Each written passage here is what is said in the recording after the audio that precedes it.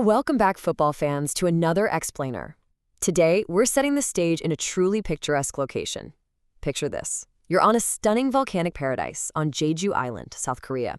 We are looking at the breathtaking Jeju World Cup Stadium, which recently played host to a totally unique preseason matchup for the Audi Football Summit 2026. We've got an amazing breakdown for you today. It's a fascinating clash of football cultures and, honestly, a brilliant showcase of rising stars. Okay, let's dive into this. What exactly happens when the mighty German giants meet the K-League underdogs? I mean, the stakes for a preseason friendly don't usually feel this high, right? But the atmosphere here was absolutely electric. You have this massive European powerhouse stepping on a foreign soil, and they're facing a local team just totally fueled by home crowd energy and sheer determination. The contrast in objectives here is super clear. On one side, we have Bayern Munich rocking their new white and blue away kits.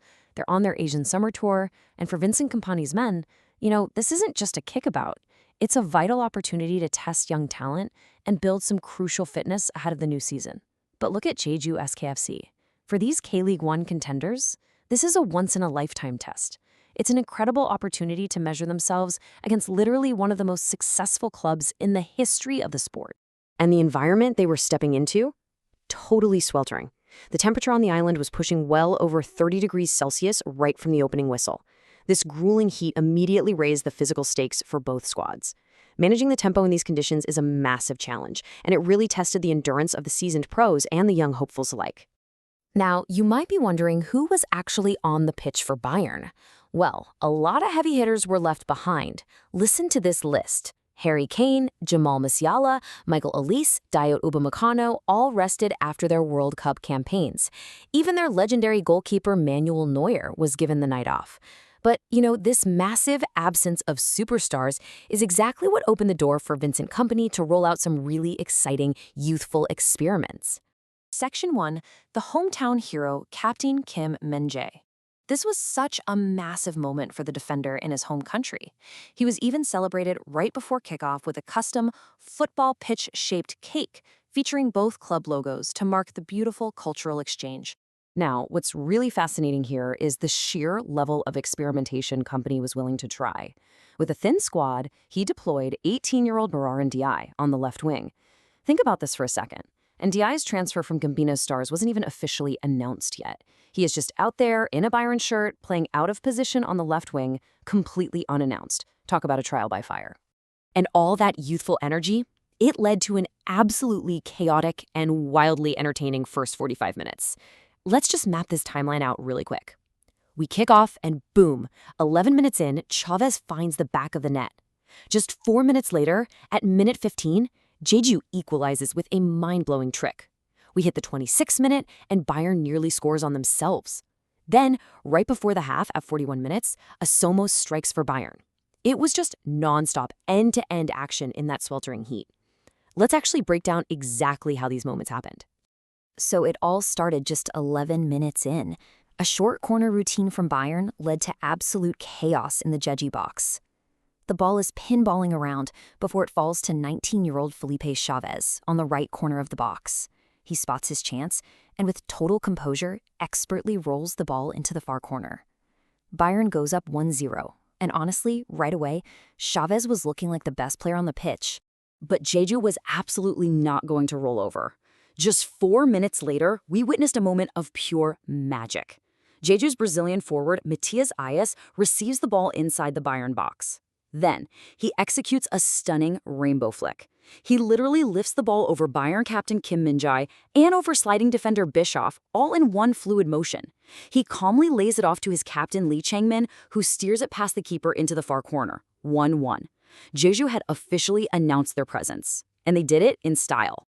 The drama didn't stop there, though. In the 26th minute, Bayern's Hiroki Ito almost scored a calamitous own goal with a headed back pass that nearly looped right over his own goalkeeper, Jonas Erbig. The tension was palpable. Shortly after the scare, in the 36th minute, hometown hero Kim Min-jae was substituted off.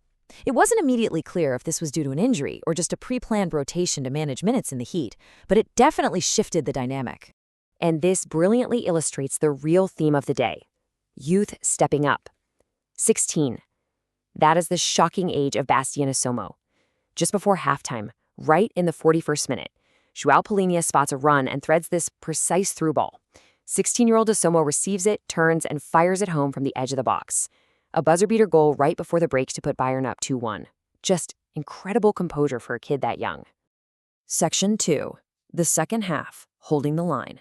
The chaotic scoring stopped here, and a tense tactical battle began.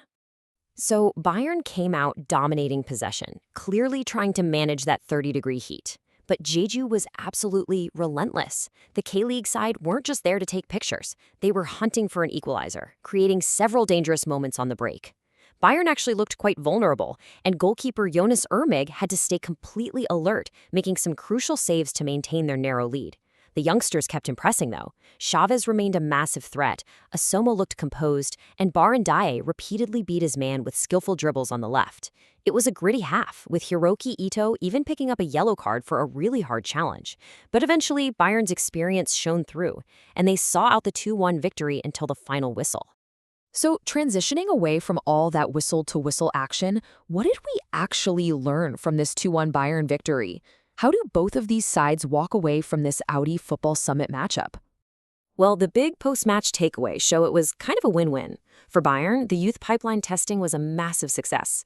Felipe Chávez looked absolutely outstanding, creating chances all night.